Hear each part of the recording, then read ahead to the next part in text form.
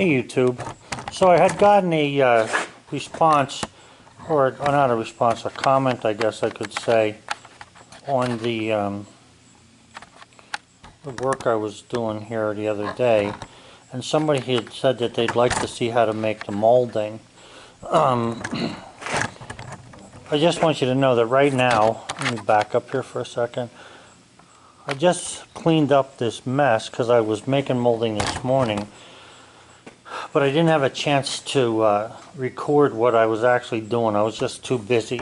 So what I want to show you here is, first of all, let me show you the type of planer this is. This is the G, so it's a Grizzly, sorry about that, 1037Z 13-inch planer molder. So what this planer does then is not only does it plane flat boards, but it also planes molding. So I'll give you an idea of what the molding cutters look like, and then I'll show you how you do the cutting and how you install them. Alright, so anyway, this is a molding cutter here for the base molding. You can see the molding there. That's the base molding. I'm going to set it over here so you can see the profile. Okay, and then you have 3 cutters each. So when you buy the packet, I'll show you that. The packet from Grizzly looks like this. Okay, so planer molder, and this is the one that works with this planer, these type, and then there's the keys that lock it down, lock the cutter down, the knife, and it works pretty nicely here. So I'll show you some other things, like how to actually set the stuff up. So let me get a wrench here and I'll take the top of this apart. It's not really hard to do, but it's something that you have to do it. You just need to raise up the camera so you can see down into there when I get in there. It's not really hard to do, but if you've never done it before, it can be hard. It's kind of a couple of steps to it, and I'm going to show them to you in a second here.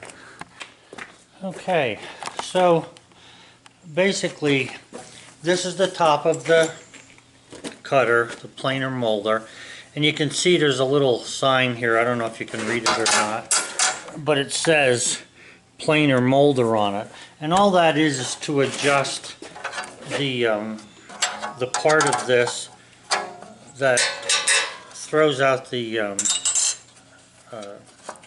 chips. You can, when you're planing with it, you want it to be over this way. When you're cutting molding, you want it to be that way.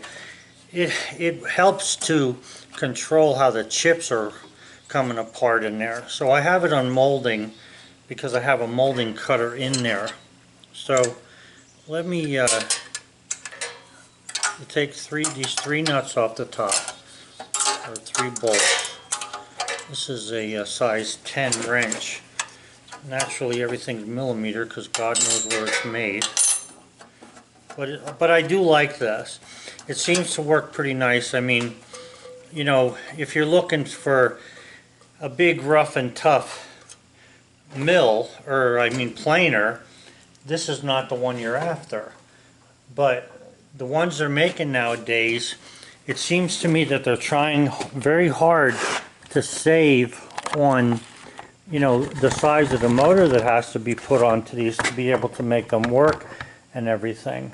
So alright, so you take 3 bolts out of the top here, alright, and then this whole cover comes off here. I'm going to set that to the side with the bolts and get you as close in here as I can. Put you on the other side.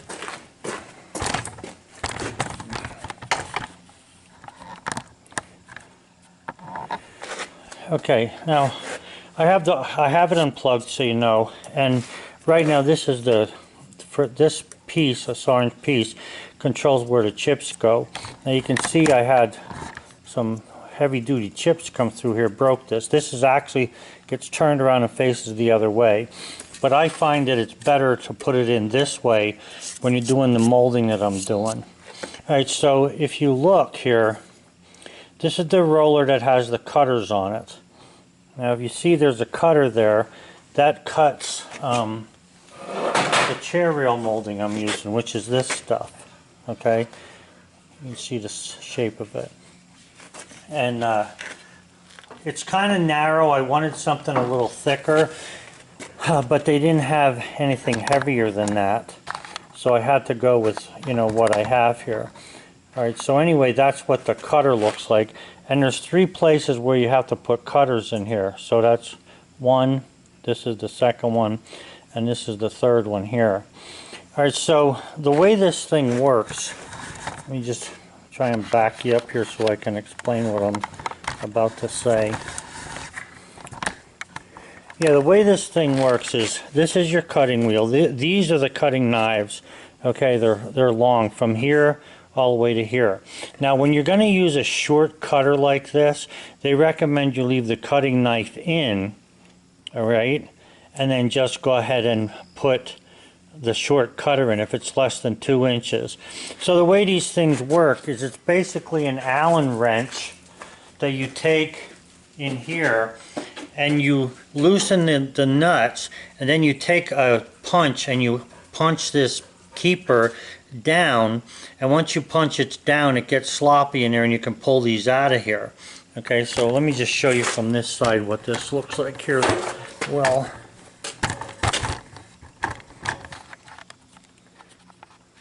yeah, so here you can see the blade nicer. This is the blade that does the sharpening, or I mean the planing for the flat wood. Okay, so there's 3 of them on here. Here's another one, and then here's another one. Now, I'm not going to argue with guys who are going to tell me that they have these multi-cutting surfaces on their planer and they spend $5,000 or $6,000 or $1,000 just for the cutter. This thing was around $1,200 or $1,400 for the whole shooting match, and it does not include any other cutters, just the first ones that you have here.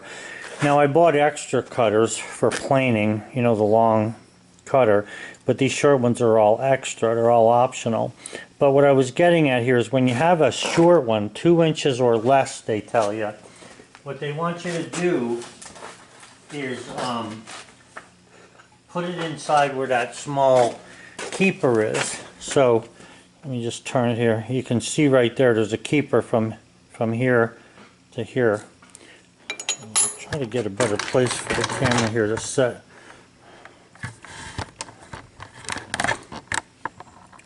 Yeah, that might be better. Let me back up a little here. A little bit yet. Okay. So this whole thing is one piece, except for this right here, and then this. You loosen these up, bump them with a chisel, and they come out. And then you can get the blade out to sharpen it or do whatever you have to do. Now these blades on here look pretty nice yet, the long blades. They're sharp, there's no nicks or anything in them, and they look like I can leave them in there well.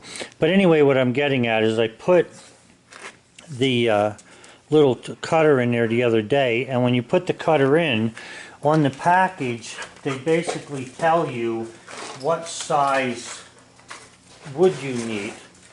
So when I'm looking at the packet here, let me just back you up a little bit here.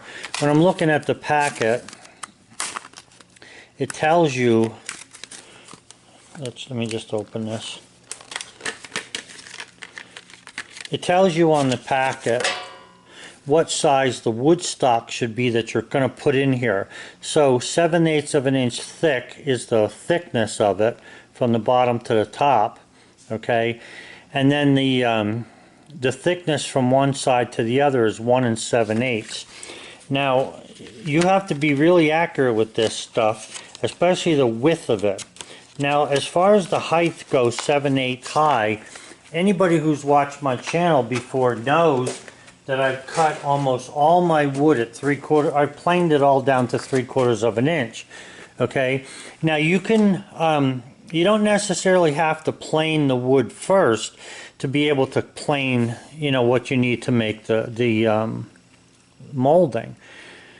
So you could have a rough board with a, you know, that's straight on the edges and put it through 1 7/8 wide and 7/8 thick, and you could make this molding out of it. I find that 3/4 of an inch thick pretty much covers everything that I need to cover on this thing. Now just hold on a second, I'll show you something. Okay, so if you look at from the tooth up, it's 5/8 of an inch. Okay, so that's from the blade here. Now if you look on the inside where it actually does its final cutting, it's about this much. So it's only cuts down into the wood about 1/2 of an inch.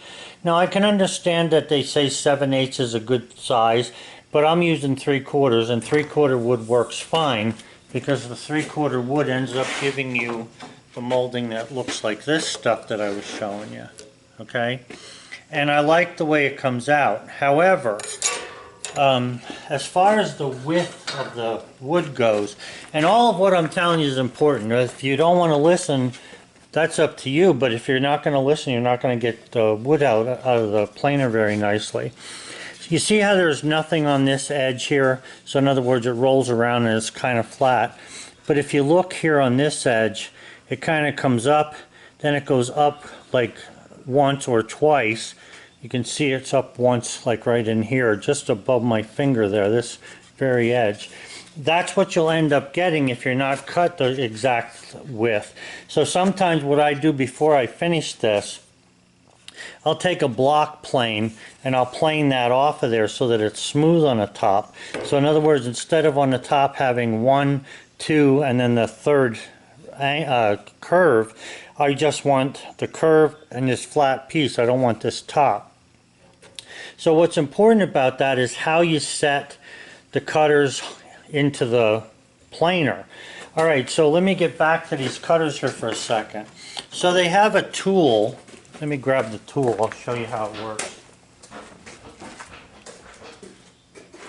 They have a tool here that helps you to set the cutters exactly in place. So what you do is basically you bolt this in place, you know, somewhere where you're going to have a good grip here. You want a good grip. You want a good grip with this on the block. So you'll bolt that in there, and you'll make it so that this metal just touches the blade. Okay? And then when you turn it around, each time you set a new one in there, you want to have it so it just touches this blade. And what that does is it keeps the molding precise, and all 3 cutters are cutting the same spot. Okay? So that's one way of getting that set up, is to use this thing to align the edge of that so that it's even around there. If any one of these is this way or that way, you're gonna end up with a goofier shape than what the molding actually is, because you're elongating it one way or the other, possibly both ways. So this tool you bolt in here to one of the bolt holes that the cover was bolted into, and you just bring it to where you want to put it, tighten it down, and then slowly work. You put the cutter in, and then you work with these Allen keys. Now these two do not have to come out when you're putting a 2-inch cutter in. Now obviously if I was putting something like this in, okay, into here, I would have to use all of these cutters. And there's also some pieces that go with this, some shims that help you to block up what you need to be able to, you know, use the smaller keys to put in the cutting tip, because the cutting surface is wider than the planer blade. So they'll give you what you need with it. So let me just show you some of what that looks like. Okay, so this is the packet for the base molding, and these are the new adapters. If you look here, they're not quite as wide as what the other ones are. Okay, and that's because this blade is thicker than what the blade is that's on there now. So you have to use these different locks and stuff according to whatever, you know, you actually need to do the work there. So, alright, so that's the other thing. So if I was, let's say I was just planing and I was not going to cut molding here with this. When you're doing planing, the cutting edge, this little cutter here, is the thing that does all the cutting. So this would not be here. Instead, you would loosen these up, and inside there they give you two little pieces of metal that are the thickness of this that you would need to lock against the blade. So if you buy 2-inch wide cutters or less, you know, you can just work with this, leave the big knife in. If you're going to work with a bigger cutter, you got to take the knife out. All 3 knives have to come out individually to put the bigger cutter in.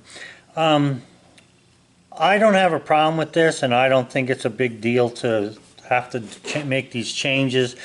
But it is important that you use this as a guide to set whatever tool you're putting in. Doesn't matter big or small, you need to adjust it so they're all the same. And then it's important that you cut the wood the right width. Okay? If you don't cut the wood the width that it should be, you're going to end up in some trouble. So that's part of what, you know, you need to do to make this thing work right. So anyway, after you adjust these, after you loosen up, and like I say, to get that out of there, you loosen these and you tap down on it. It falls down a little, and then you can take the cutter out, put the two little keeper pieces of metal in for the blade, and then, you know, tighten them back up again. You run it for 5 minutes and then you tighten them again just to make sure they're staying tight in there. But it works really well. The planer has worked good for me. The only problem I had is one of the blades that I had actually chipped off and went through the roller, and it tore the roller up pretty bad. So I showed them what happened, and they sent me a new roller, and I installed it. It's not real hard to take this apart and get it back together. It's just, you know, it is time consuming if you have to do that. So anyway, that's basically how you set it up. So once you got the blades in there, like I say, you run it for 5 minutes, and the blades go in just like you see them there. So you run it for 5 minutes without doing any cutting, and then come back and just snug it up and make sure it's snug. So that thing is good, and I can just go ahead and put the cover back on here.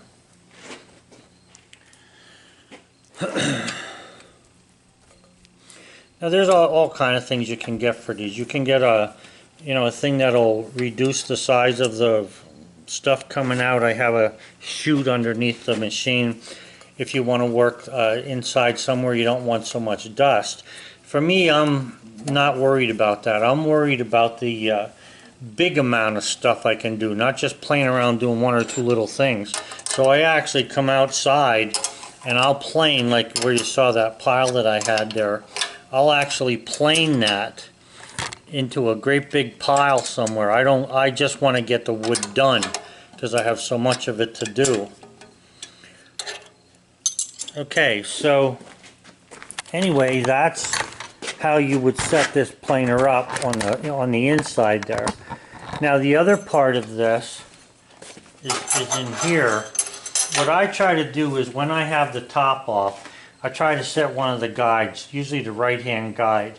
Now, ironically, what you should have here, and I'll just show you, is you should have, 7/8 of an inch between the two, and then you should be able to put your wood through there. Now here's the problem with this.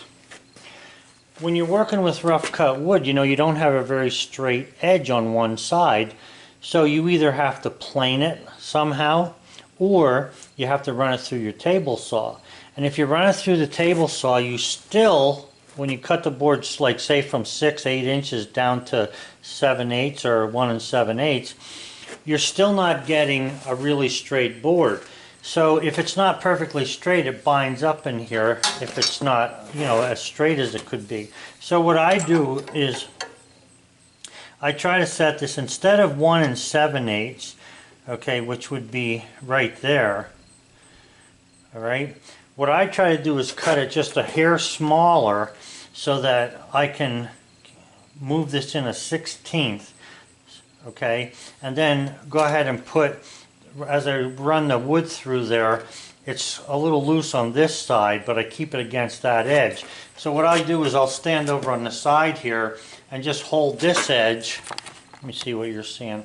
I'll just hold this, the wood against that edge just with my finger, and it's coming out the opposite side. If it travels back and forth, that's when you start getting this little overburden of wood in here. Now I don't know how well you can see that, but there's a little bit of an overburden here. This last edge doesn't have to be there, okay? And normally I'll plane that off as I'm working with it. Or sometimes you'll get the same thing on the bottom. A little bit of an overburden that's not a nice flat bottom. So those are the things you need to look at. So once you get the planer set up to do the work, okay, to right cutters that you need, once you have the right cutters in there, then what you want to do is you know, figure out what size width of wood you need and the thickness. It tells you on the packages. And then you want to adjust this thing so that it's even with the edge of the cutter. Like this face here is even with the other edge. And if you look at these cutters, I'm not going to take that one off because that's the one I need. The cutters actually are cut in here, so the molding cutter can come down if it had to and hit this metal or hit the wooden table if it had to. But I'm just saying this is how I do it, and it works pretty well. Now the other thing you want to do, depending upon the thickness of the wood you're using, so after you put the blade, after you put the cutters in there, then you'll take a piece of wood, whatever thickness you're working with. Like for us, it's 1 7/8. You'll lay it in there, okay? You'll adjust this thing to the point where the table is whatever it says the table should be. Like if it's a 7/8 of an inch off, you can adjust the table until it's 7/8 of an inch up there, or maybe even an inch. So for me it's 3/4. So I'm just saying you adjust the table to whatever thickness of wood you're using. Like for instance, for me I'm using 3/4. So let me just see here. That would be right about there. So I would be putting the wood in from new right at that thickness, okay, 3/4 of an inch. But the problem with that is, let me just open this up a little bit here. The problem with that is, now you see how this doesn't want to move here? It's not moving to the side. That's because it's hitting the rubber roller in here. So you need to be careful that the rubber roller is not hitting against this. So what I'm getting at here is you adjust the roller height here and here. You loosen these lock nuts and you put a wrench, not on this nut. This nut's for something different. On this nut, what you want is four threads showing on both sides, all four actually, and that's it, and tighten that. But to adjust the roller up and down, you loosen this one, and then you can put a wrench on here. Let me just show you where the wrench fits. Oh, this is too small, but the wrench fits on here, and you can adjust this up and down. So right now, this could come up a little bit. Now, you can get away with not adjusting it perfectly if you don't cut really far down into the wood. So if I cut an exact 1 7/8 wide piece, I can eliminate this extra tiny little bit here, okay, because it's cutting right at the very edge of the board. And then on the opposite side, you're cutting right at the edge of that, if this is the right width. So you run that through there then, and it'll come out pretty nice on the other side. But you got to do it 3 times. Each piece of molding can only cut 1/3 of the way down, okay? So in other words, whatever my first setting is, like if I set this at 3/4, the cutter should already be cutting 1/3 of the wood. So in other words, with a full 3/4 inch piece of board in there, let me just get a piece of 3/4 here.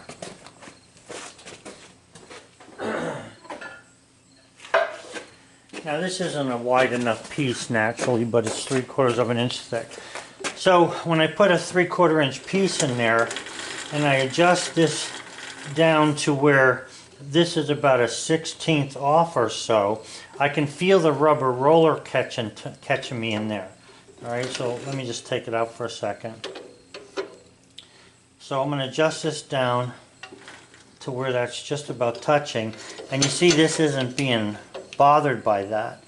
So when you make your first cut, right now the cutter is set to be 1/3 the cut. So that cut, you know, about 1/3 is going to take about so much off. I don't know, it's not exactly 1/4, maybe 3/16 of the shape of the molding will come off on the first pass. So you might have a flat top on here because that's the thickness. You might not have this nice deep edges here.